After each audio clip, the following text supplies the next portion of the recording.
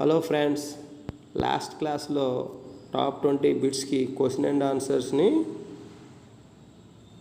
Discuss చేయడం జరిగింది. ఈరోజు మరొక టాప్ 20 బిట్స్కి క్వశ్చన్ అండ్ ఆన్సర్స్ని తెలుసుకుందాం. ఫస్ట్ క్వశ్చన్, ఒకే జాతికి చెందిన జీవులకి వాటి పరిసరాలకి మధ్య గల సంబంధాన్ని తెలియజేసే శాస్త్రం. Option A autecology, option B synecology, option C palaeontology, option D rheumatology. దీనికి సరైన సమాధానం ఆప్షన్ ఏ అటికాలజీ.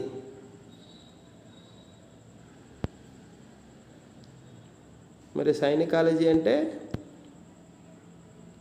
విభిన్న జాతి జీవులకు వాటి పరిసరాలకు మధ్య గల సంబంధాన్ని తెలియజేసే అధ్యయన శాస్త్రంను సైనకాలజీ అంటారు. శిలాజాలకు సంబంధించి చేసే అధ్యయనంను పేలియంటాలజీ అంటాం.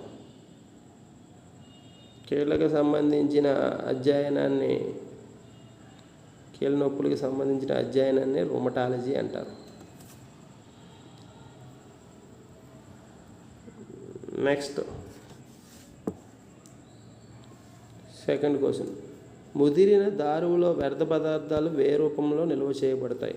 ముదిరిన దారువులో వ్యర్థ పదార్థాలు ఏ రూపంలో నిల్వ చేయబడతాయి? ఆప్షన్ ఏ టానిన్లు, ఆప్షన్ బి జిగుర్లు, ఆప్షన్ సి రెజిన్లు, ఆప్షన్ డి బి మరియు సి. దీనికి సరైన సమాధానం ఆప్షన్ డి బి మరియు సి. టానిన్లు, జిగుర్లు ముదిరిన దారువులో నిల్వ చేయబడతాయి.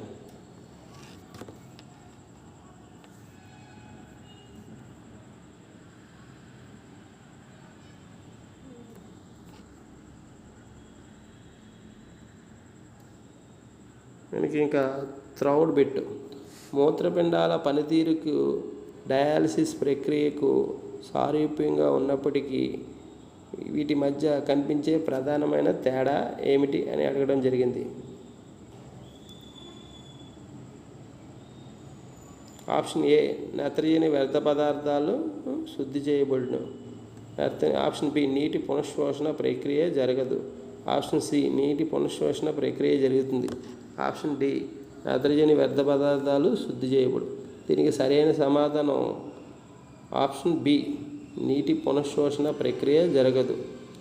మనకి మూత్రపిండంకి డయాలసిస్కి మధ్య ప్రధానమైన తేడా ఏంటంటే మన కిడ్నీ లోపల నీటి పునఃశోషణ జరుగుతుంది, కానీ డయాలసిస్ యంత్రంలో నీటి పునఃశోషణ ప్రక్రియ జరగదు.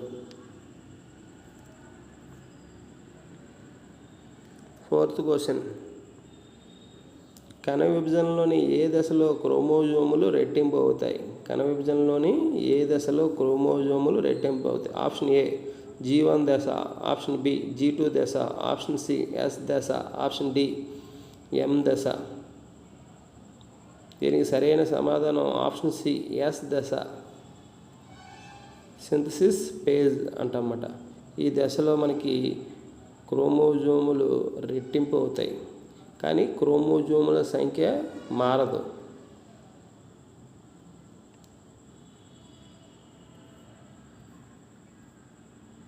ఆప్షన్ 5, క్రింది వాటిలో సరైనది గుర్తించండి. ఆప్షన్ ఏ శాకాహారుల్లో చిన్న ప్రేగు పొడవు ఎక్కువగా ఉంటుంది. ఆప్షన్ బి మాంసాహారుల్లో చిన్న ప్రేగు పొడవు తక్కువగా ఉంటుంది. ఆప్షన్ సి ఏ మరియు బి. ఆప్షన్ డి ఏది కాదు. దీనికి సరైన సమాధానం ఆప్షన్ సి ఏ మరియు బి. శాకాహారుల్లో చిన్న ప్రేగు పొడవుగా ఉంటుంది, మాంసాహారుల్లో చిన్న ప్రేగు పొడవు తక్కువగా ఉంటుంది. రెండు కరెక్టే, కాబట్టి దీనికి సరైన సమాధానం ఆప్షన్ సి ఏ మరియు బి. సిక్స్త్ క్వశ్చన్, జీర్ణమై శోషించబడిన క్రొవ్వుల్ని రక్త ప్రవాహంలోకి విడుదల చేసేవి. ఆప్షన్ ఏ రక్తనాళాలు, ఆప్షన్ బి శ్వాసరస నాళాలు, ఆప్షన్ సి రక్తకేశ నాళికలు, ఆప్షన్ డి పైవన్నీ. దీనికి సరైన సమాధానం ఆప్షన్ బి శ్వాసరస నాళాలు. మనకి పిండి పదార్థాలు జీర్ణం చేయబడి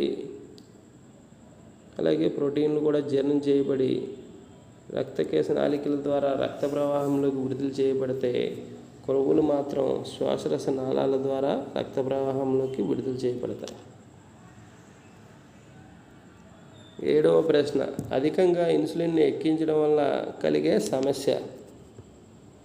option A insulin shock, option B glycosuria, option C hyperglycaemia, option D hypoglycaemia. అధికంగా ఇన్సులిన్ని ఎక్కించుకోవడం వల్ల మనకి రక్తంలో చక్కెర స్థాయి బాగా తగ్గిపోవడం జరుగుతుంది. మనకి ఈ సమస్యను ఏమంటామంటే ఇన్సులిన్ షాక్. దీనికి సరైన సమాధానం ఆప్షన్ ఏ ఇన్సులిన్ షాక్. మరి మిగతా ఆప్షన్ కూడా చూద్దాం. గ్లూకోజ్తో కూడిన మూత్రాన్ని విసర్జించడాన్ని గ్లైకోసూరియా అంటారు. గ్లూకోజ్తో కూడిన మూత్రాన్ని విసర్జించడాన్ని గ్లైకోసూరియా అంటారు.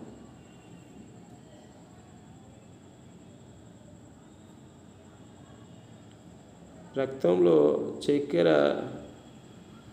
ఎక్కువగా ఉండడాన్ని హైపర్గ్లైసీమియా అంటాం. హైపర్గ్లైసీమియా. రక్తంలో చక్కెర స్థాయి తక్కువగా ఉండడాన్ని హైపోగ్లైసీమియా అంటారు. 8వ ప్రశ్న, బ్యాసిల్లస్ తురింజిన్సిస్ అన్నది ఒక డాష్. శైవలమా, శిలీంధ్రమా, బ్యాక్టీరియా, వైరస్. దీనికి సరైన సమాధానం చెప్పండి. ఎస్, బ్యాసిల్లస్ తురింజిన్సిస్ అన్నది ఒక bacteria.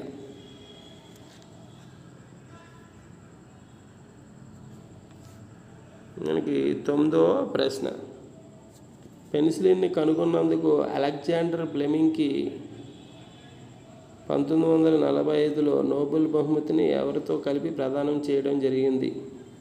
Option A Howard Florey, option B Ernest B Chain, option C sir Ronald Ross, option D A మరియు బి. దీనికి సరైన సమాధానం సి. దీనికి సరైన సమాధానం ఆప్షన్ డి ఏ మరియు బి.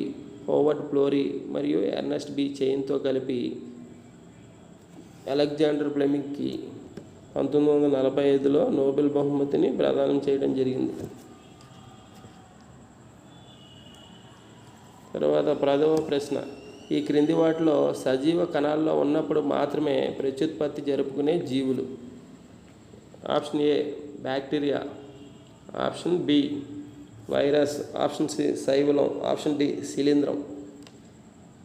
దీనికి సరైన సమాధానం మీకు తెలుసు అనుకుంటున్నాను, చెప్పండి.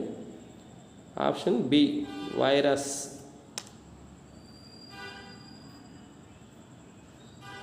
11వ ప్రశ్న, ఈ క్రింది వాటిలో ఏకకణ ప్రోటీన్లుగా పిలువబడే శిలీంధ్రం. ఈ క్రింది వాటిలో ఏకకణ ప్రోటీన్లుగా పిలువబడే శిలీంధ్రం. Option A spirulina maxima, option B saccharomyces cerevisiae, option C brevibacterium, option D chlorella aquatus. దీనికి సరైన సమాధానం option B saccharomyces cerevisiae.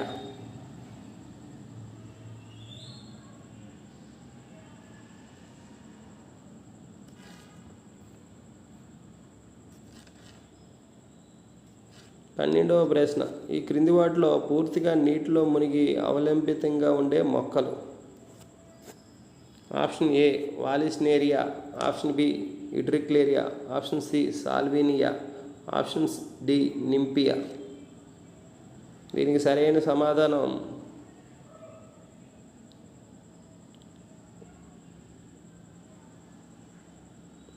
Option B ఇడ్రిక్లేరియా.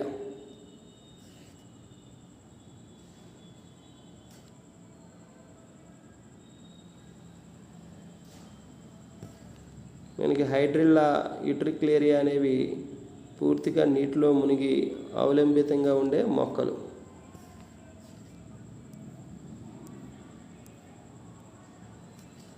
ఈ క్రింది వాటిలో ఒక నిర్దిష్ట దశలో ద్విజా విచ్ఛిత్తిని జరుపుకునే జీవి. ఈ క్రింది వాటిలో ఒక నిర్దిష్ట దిశలో ద్విజా విచ్ఛిత్తిని జరుపుకునే జీవి. Option A amoeba, option B plasmodium, option C leishmania, option D పైవన్నీ.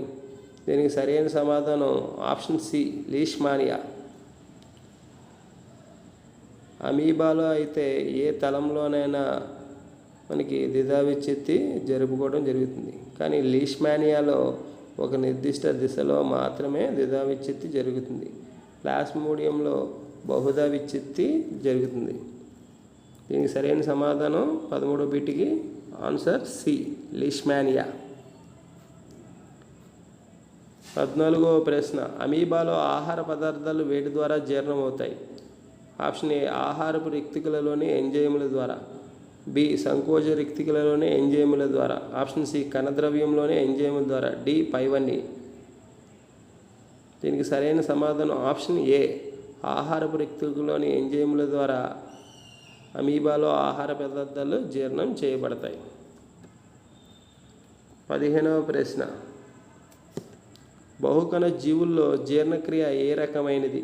ఆప్షన్ ఏ కణాంతర జీర్ణక్రియ, ఆప్షన్ బి కణబాహ్య జీర్ణక్రియ, ఆప్షన్ బి కుహరాంతర జీర్ణక్రియ, ఆప్షన్ డి కణమాధ్యమ జీర్ణక్రియ.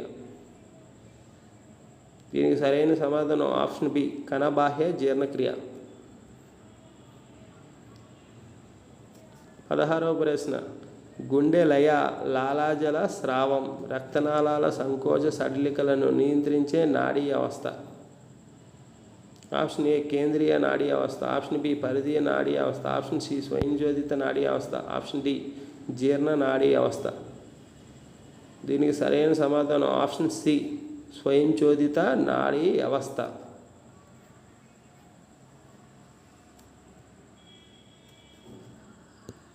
17వ ప్రశ్న, మూత్రాశయం సడలడం ఏ నాడీ వ్యవస్థ ఆధీనంలో ఉంటుంది? ఆప్షన్ ఏ సహానుభూత నాడీ వ్యవస్థ, ఆప్షన్ బి సహానుభూత పరనాడీ వ్యవస్థ, ఆప్షన్ సి జీర్ణ నాడీ వ్యవస్థ, ఆప్షన్ డి పైవన్నీ. దీనికి సరైన సమాధానం ఆప్షన్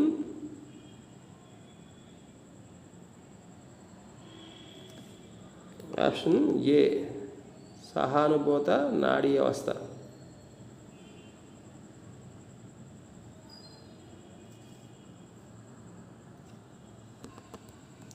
మనకి ఈ ఏరియా నుంచి ప్రశ్న అడిగే అవకాశం ఉంటుంది. ఒకసారి ఆ టేబుల్ చూడండి.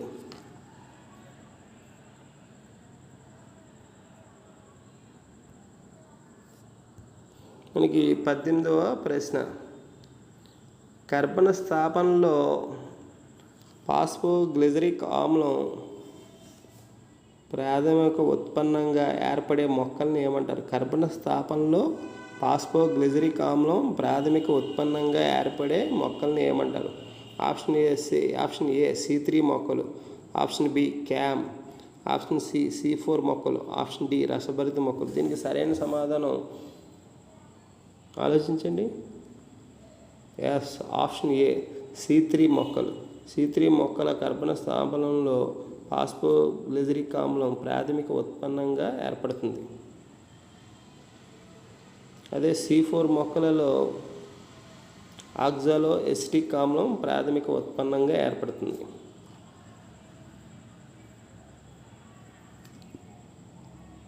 మనకి 19వ ప్రశ్న, C4 మొక్కలలో CO2 ప్రాథమిక స్వీకర్తగా వ్యవహరించే పదార్థం. C4 మొక్కలలో CO2 కార్బన్ డయాక్సైడ్ ప్రాథమిక స్వీకర్తగా వ్యవహరించే పదార్థం. దీనికి option A RUBP, option B PEP phosphoenol pyruvate, option C oxalo acetic ఆమ్లం, ఆప్షన్ డి PG ఫాస్ఫోగ్లిజరిక్ ఆమ్లం. C4 మొక్కలలో CO2 ప్రాథమిక స్వీకర్తగా వ్యవహరించే పదార్థం ఆప్షన్ బి ఫాస్ఫోఇనాల్ పైరువేట్. అదే C3 మొక్కలలో CO2 ప్రాథమిక స్వీకర్తగా వ్యవహరించే పదార్థం ఏదంటే RUBP రిబిలోజ్ 1,5 బిస్ఫాస్ఫేట్. ఈ విషయాలు కూడా బాగా గుర్తుంచుకోండి, చాలా ఇంపార్టెంట్. C3 మొక్కల్లో అయితే CO2 ప్రాథమిక స్వీకర్తగా వ్యవహరించే పదార్థం ఫాస్ఫోఎనాల్ పైరువేట్. C3 మొక్కల్లో అయితే RuBP, రిబులోజ్ 1,5 బిస్ఫాస్ఫేట్. ఇంకా చివరి ప్రశ్న, కాంతి పాస్ఫారిలేషన్ తయారయ్యే ప్రధాన పదార్థం. అంటే కాంతి పాస్ఫారిలేషన్లో తయారయ్యే ప్రధాన పదార్థం. Option A ADP, option B ATP, option C AMP, option D GTP. దీనికి సరైన సమాధానం option B ATP, adenosine triphosphate అనేది తయారవుతుంది.